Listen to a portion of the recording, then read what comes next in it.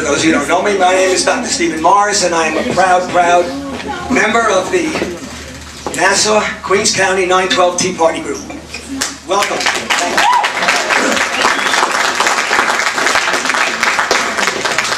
I think that, with all of your permission, I think tonight, before we start, this meeting should be dedicated to the Navy SEALs.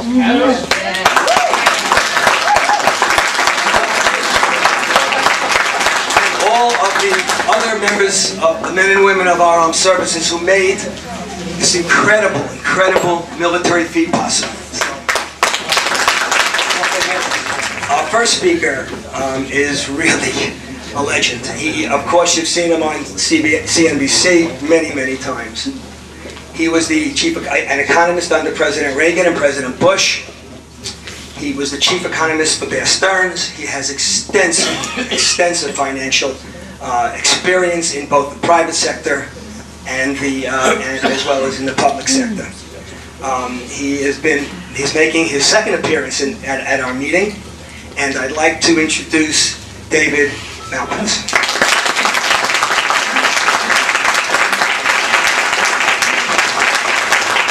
Thank you very much, Steve. It's a pleasure to be here. It's so nice to see you again, to see Judy.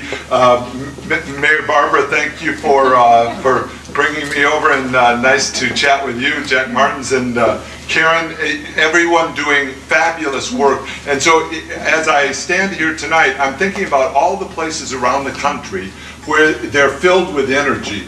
And it's kind of a new phenomenon. People actually examining what their government is doing and trying to find ways to change. So I want to thank you for your energy and for being here tonight, and think of you as part of hopefully millions of people around the country that are trying to make a difference. That's so critical. As you think about what we're up against, it's not small stuff. I'm mostly going to talk about the budget and dull stuff at the end, but I want to start with why we're doing this. In part, the energy started, it's been around for hundreds of years, we hope, but it mobilized itself in 2009 and 10 as the healthcare bill went forward, and you know, that hasn't been stopped, so there needs to be huge energy on that. The Dodd-Frank bill is going to spawn, it was, I don't know, thousands of pages, and it's going to create tens of thousands of pages of regulation. And if you read the stories that were in the newspaper today, they're creating layers upon layers upon layers in Washington of people telling each other what to do. And it's going to be very expensive, very complicated.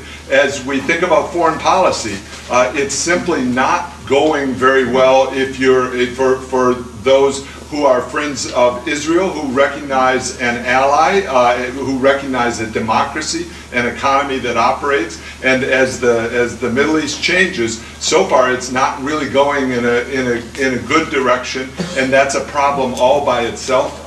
It's great that Osama bin Laden is dead, but there's so much more work to do there, and I don't have any confidence that President Obama will do the work properly, get it done in a way that really is supportive of U.S. national interests, which he should be doing.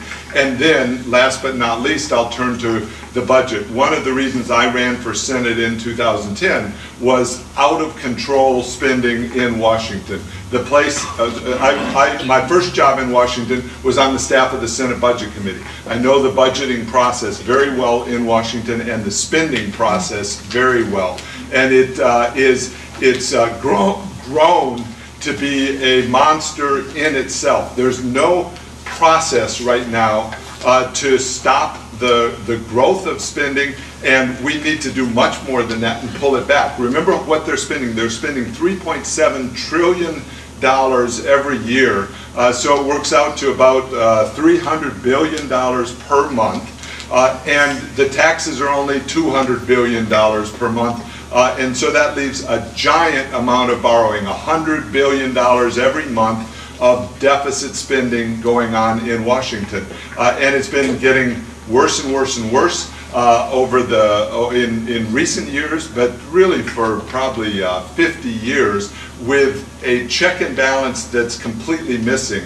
You know, when they wrote the Constitution, they had no concept that that they were creating a government that would be so successful that it could borrow, they didn't think, $1 billion, and then $100 billion, and then $1 trillion, and now $10 trillion. And if they'd known that in the beginning, the Founding Fathers would have put a check and balance on the debt. There would have been a clear limit in the Constitution. Instead, what happened was Washington itself wrote the debt limit. And the problem with the debt limit is it's ready-made to foul up anyone who wants to control Washington, because remember, they're controlling the debt after it's already been spent, which is never really going to be an effective control. And so that's what they're working with this summer. And from what I can see, and I'll be happy to go into it a little more with you, there's just nothing that the Republicans are doing right now that's getting us closer to the end zone in terms of actually getting control of spending. You know, on the continuing resolution, which they worked on all spring, that there's been basically no constraint on the fiscal deficit for the current fiscal year. So there was an effort to have $100 billion of spending cut from the bill, but when you actually figured out what had happened, they'd increased by $100 billion so they could cut by $100 billion, and the whole thing scored out as a wash. No real reduction in the current year spending. They've put forward a budget for next year, but the Republicans have no ability to make the president or the Senate do that budget. So it just sits there, and people take pot shots at my friend Paul Ryan. And so that, again, is not getting us any closer to the goalpost, and the debt limit going on this summer has the Republicans fractured. So what have I been doing since my Senate run? Stuff like this, complaining, trying to find ways to get leverage or angle or traction on what they're doing in Washington. I lost in the Republican primary in September. Joe DiGuardi won and went on to run against Kirsten Gillibrand.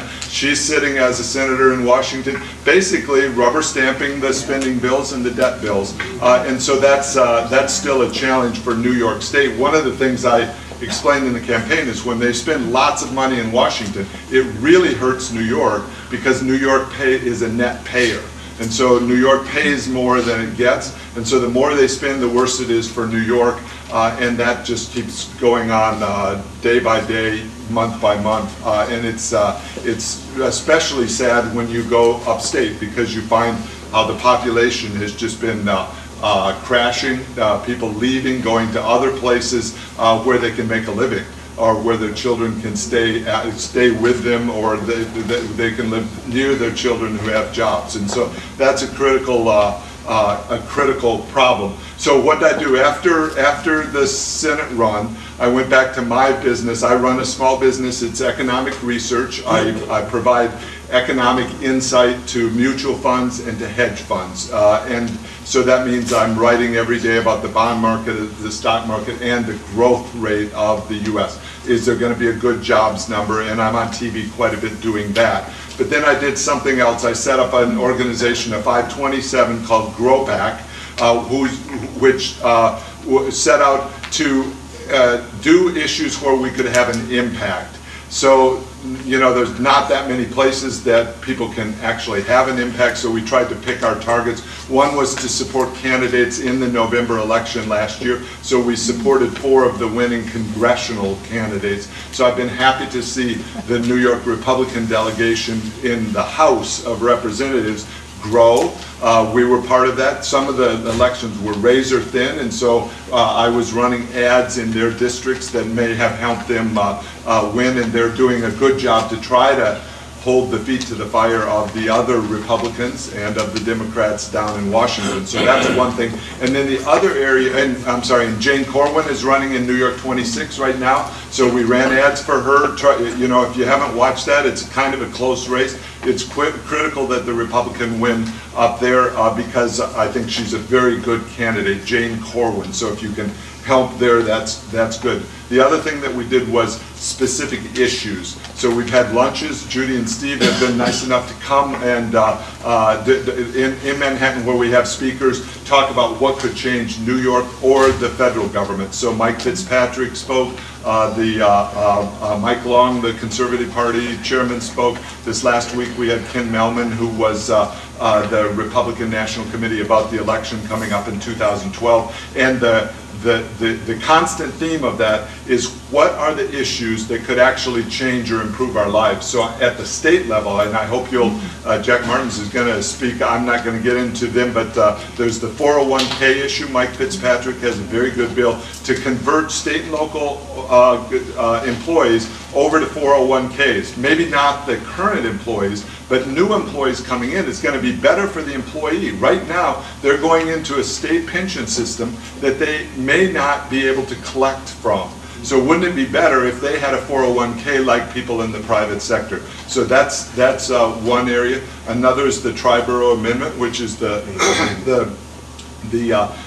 amendment that causes contracts to go on forever as the negotiation process runs out of steam for state employees, and then also binding arbitration. So there are three big issues that Cuomo hasn't really tackled or gone to change. So those are problems. And as we applaud Governor Cuomo, who's trying, he's actually trying to make some changes. My view is it's not nearly enough, that we have to go much farther in terms of changing New York State. Okay, so we're doing that, and then at the federal level, I keep up we passed around articles. I do articles in the Wall Street Journal, a regular column in Forbes, and they're always rather pointed about what's going on with our economy and nation. So if you didn't get them, there'll be the extras on the back table. Someone passed them out, but a bunch of articles on how Washington could be doing things better. And so I want to mention, I already talked about the spending process. I'll come back to that. And the other is the weak dollar.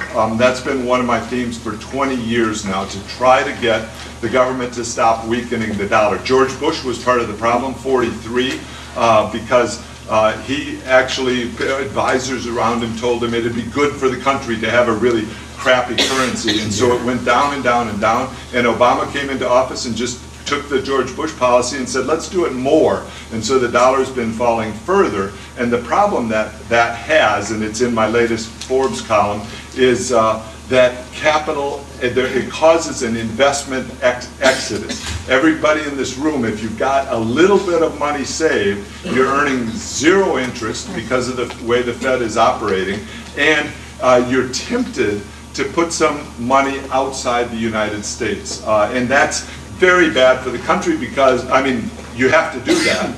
You're not bad to do that. But Washington is wrong and harmful to set us up for that, because it means that there's not money here to create jobs in the United States. The jobs are being created in China, in India, in Brazil, and elsewhere by our policies. The final issue I wanted to mention, and one that GROPAC has been very involved in, is Stop the Fed. So remember, in October and November, the Fed decided it was going to buy up the national debt.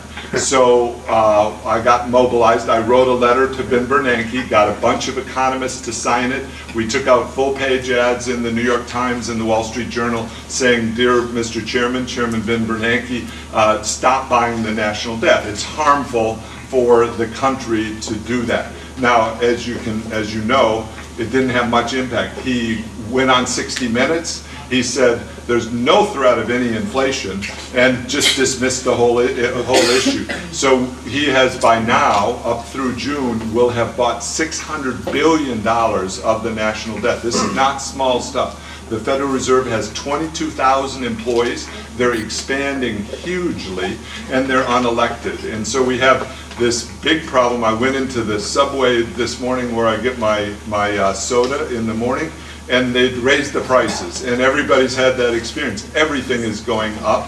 It's because of a weak dollar and a bad monetary policy, and there seems to be no traction for the public to complain or get them to stop. And one of the reasons for that is the whole system is rigged. You know, the people that make money from a weak currency are big banks. Manhattan is booming right now. You go in Manhattan, as I did tonight. I walked through Penn Station, and people were bumping into each other because the city is just humming. And part of that is New York trades currencies. Not average people don't trade currencies, but New York makes huge amounts of money off currency trading. So that's a built-in lobby to keep it going, to keep the weak dollar, the unstable dollar, to keep the Fed setting low interest rates. So to summarize, it's good that you're here because there needs to be lots of energy to try to stop Washington. It's an uphill battle. It's going to be very hard to stop them on spending, on the weak dollar, on the Fed buying up debt, and on all the other issues that that we can all complain about.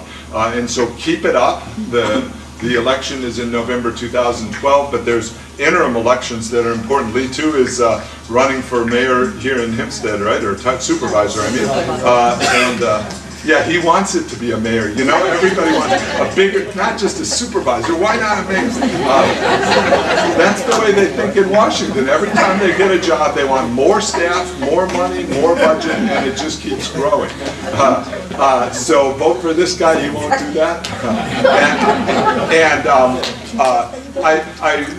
I think, keep coming to these meetings. Don't give up hope, because I think there will, over time, meaning over the next 10 years, if all of us work every day, we might be able to stop them from this out-of-control growth path they're on. Thanks. I'll be happy to take any questions.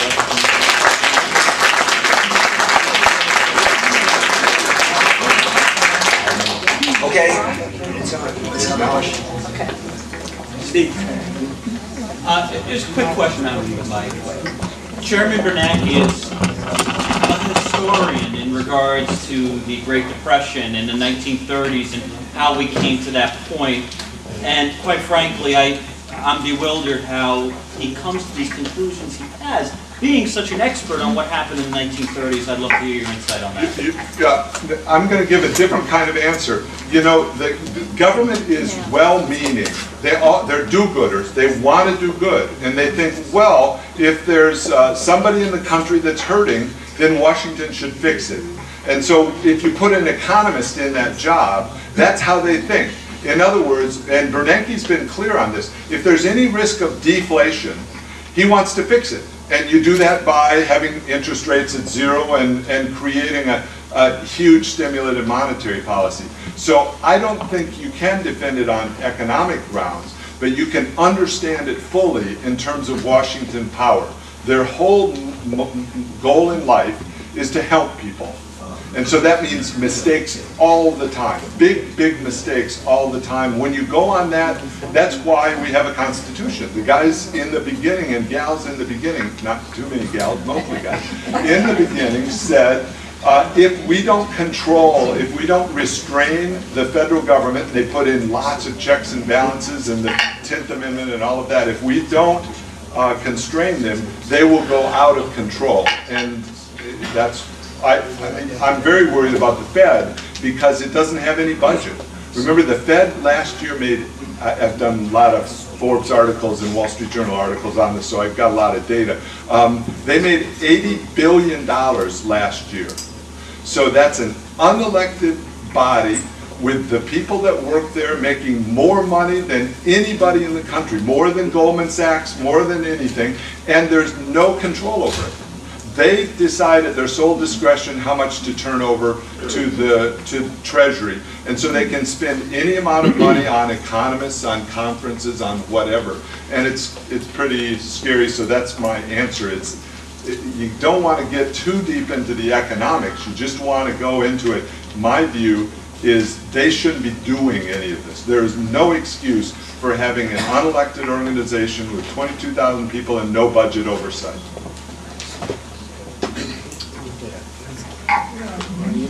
Can you tell me what your view is on instituting protections of trade policies for America?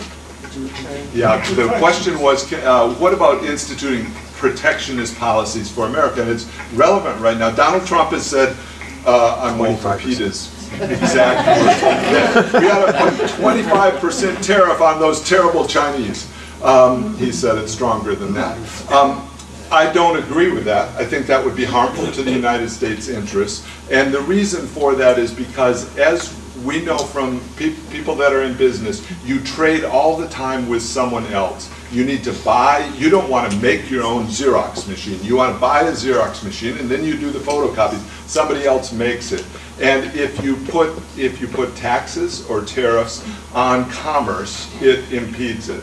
So my view is we need a free trade policy, and we shouldn't be so, it's tempting to blame the Chinese for our problems. But my view is we're creating our own problems here. Remember what the Chinese have, I'm not defending China. They are a communist country. They need lots and lots of reform. But they've done one thing. The living standards, the per capita income for people in China has gone up like crazy.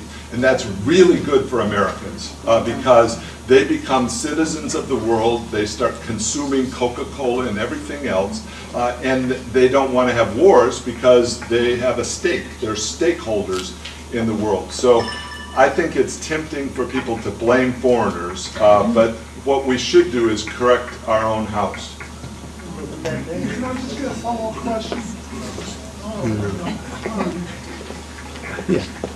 I'd just like your take on the games that they play in Washington to manipulate the inflation rate. I mean, it's a joke. You know, I read somewhere that if you looked at the same statistics that Jimmy Carter was running, we'd be running like 20% or 15% inflation. They exclude food and energy, which is what we all pay through the nose for, and they do it so that they don't have to give a cost of living adjustment to people on Social Security. Yep. Remember, for the last 2 years, Social Security COLAs come in January or February of a year, and there has been zero because the inflation rate was recorded low. I've written a lot about this. I want to put it in the same power perspective that we did on the earlier one. If you're the head of the Federal Reserve, you want to have an inflation measurement that shows you're doing a great job. So you get all the accountants in the room and say, I'm doing a good job, so you better reflect it in the numbers. Show me some good numbers. So the economists come up with measures that do it. One is called the core PCE deflator, and I won't go into the details of it, but what it does is always shows the current year low, and then 2 years later they revise it. So there's a systematic, when you're sitting in office and when everybody's watching it, the number comes up and you say, hey, it was a good inflation number. And then 2 years later, mysteriously, it's raised in the books. 2 years ago. 2 years ago. And they do that one systematically. Another one is called I'm not even going to remember the name of it, quality adjustment that is done for inflation. So you know, when they put the airbag in your car and raise the price of the car, that's not counted as inflation because the presumption is that you got a better quality car. And they do that on everything, and it holds down the inflation rate. So, but I want to come back to this insidious aspect of Washington. They do it because it makes them look good while they're in office. And the only solution for that, I think, because I don't think you can fix the numbers, the only solution is to say, look, I want a strong and stable dollar. 50 years from now, I want the dollar to have about the same value that it does right now. And I want to evaluate the Fed on that basis. And you can trick all the numbers that you want, but as long as we have money that's valuable 50 years from now, we'll be okay. And you know, we haven't been living up to that standard. Every decade, the dollar loses a huge percentage of its value, and that shows up in our living standards going down and down. Thanks. Hi, Mr. Malpass. What one or two steps would you take in both monetary and fiscal policy if you had the power to do so today? Yeah, thanks. So I've proposed on this debt limit thing that the Republicans attach to that they have to lead the increase in the debt limit. The money's already been spent. The only responsible position is to get rid of that debt limit that's there and put in one that's meaningful. That's a debt to GDP ratio, so that relative to the size of the economy, for the next 200 years, the debt never be over 50% of GDP. And to achieve that, and this is a critical thing, they should not do sequesters. You know, Washington loves this idea of sequesters because then nobody's hands get dirty. A sequester is an across-the-board cut. But the problem with that is it's unfair. Nobody wants an across-the-board cut. So the Republicans are actually proposing sequesters, which is a bad idea. A better idea is just to kick it back to the president, to give him the authority. Up through President Nixon, all the presidents had the authority to underspend the budget.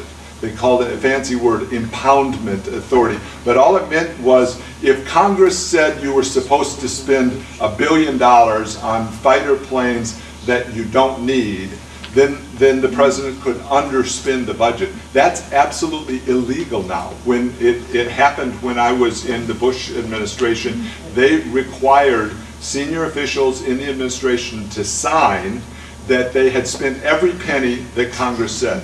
And it was a crime not to spend the money that Congress gave them. So the practical solution on spending is set a limit on a true limit on the debt, and then kick it to the president and say you spend less than the budget in order to achieve that. As far as on the Fed, the easy thing is just to have the president or the Secretary of Treasury say that they want a strong and stable dollar and actually mean it. You know, what they've done since the Bush administration is they wink. They say, we've got a strong dollar policy. I mean, it's very hypocritical what they're doing now. So what you need is the president or the Secretary of Treasury or Ben Bernanke to say, I'm going to defend the dollar. And that would fix it like that. No market participant would stand up to it. The only way they do it right now is they know that there's a wink in Washington, so they keep shorting the dollar. And so you could wipe that out overnight. David, you're going to get this question a lot, so I'll ask it to you in a nice way. You may get it in a not so nice way. David Rockefeller, in his book Memoirs, on page 405 in the second paragraph, says, quote, "There are those who accuse my family of being part of a cabal to undermine the sovereignty and independence of the United States in favor of a global system, one world, if you will. To that charge I plead guilty, and I am darn proud of it." That's what he says. Now, he was a director of the CFR. Admiral Chester Ward, just like you, also joined the CFR. And here's what Admiral Chester Ward, in his book, Kissinger on the Couch, said, quote, "The main purpose of the CFR is promoting the disarmament of U.S. sovereignty and national independence and submergence into an all-powerful one-world government." So the question is, why would you want to be part of this crew? So I'm a member of the Council on Foreign Relations, and the reason I am is because they have interesting speakers, and it's relatively inexpensive, and it was near where my first department in New York was. And so I don't feel any discomfort in answering that question. For 25 years, literally, I've been an opponent of the IMF and of the World Bank and of the system of trying to globalize U.S. Foreign policy and defer to foreign authorities in setting our policy. So I've been outspoken. I've done dozens of articles in the Wall Street Journal on how the IMF could be revised in order to make it less damaging. I traveled a lot with Secretary Baker and Secretary Brady around the world and saw the damage firsthand that's being done by the U.S. foreign aid programs. People don't know, but just as I talked about the Fed, the Federal Reserve, I can do the same on the IMF and World Bank, where I have a lot. I was the senior Treasury person in charge of the World Bank and all of those agencies when I was in the Reagan administration. And they destroyed, we, the United States, through our foreign aid programs, have destroyed countless countries. I'll name some: Kenya, Ivory Coast, Zimbabwe, Egypt, Nicaragua, and on down, by mishandled, maybe globalism, but it's not. That's even too pat. It's by not understanding how well, I've done Wall Street Journal articles explaining it clearly, that we don't preach what we practice. So in these international organizations, we push value-added taxes. Even Republican administrations push value-added taxes on foreigners when we would never stand for one here at home. So that's there are a dozen examples like that where we don't preach what we practice here at home. It needs to all be thrown away and started over. Thanks. Okay, one last question, please. David, what's your feeling on the existence of the Federal Reserve? Yeah, so I had breakfast with Ron Paul a week and a half ago. So Ron Paul has raised huge amounts of money on the idea that we should maybe abolish them, or they shouldn't exist. All over the country, think of the claps that are going on his position. I'm kind of a pragmatist. I want to stop them from spending and stop the Fed from growing. And to be realistic, we aren't going to get rid of the Fed. I just don't see how we can do that. It's not like we're king here. We've got to live in a system, a real world system. So my view is that real world system is to make actual changes. We need a 401k for state and local workers. And on the Fed, we need them to support the dollar. I mean, to create a strong and stable dollar. I coined that phrase 15 years ago, and Ben Bernanke used it 3 times in his press conference last week, but he didn't mean it. And so what we've got to do is get the Fed, force the Fed to be standing behind our currency. Ron Paul's got some practical things. Let's audit the Fed. That's fine with me, but that's not going to fit. This problem is so big that an audit won't stop us. You've got to have a president or a secretary of Treasury that looks at the Federal Reserve and says, you are totally out of bounds. You need to rethink fire all the economists, start over, and I campaigned in 2010 on the idea we need an upheaval, a full upheaval in Washington. And the problem, and I'll leave this thought with you, the problem is we're not getting it. If you look around, we're barely scratching the surface on the health care bill, and we're not even doing that on the spending problem or the Fed problem. Thanks.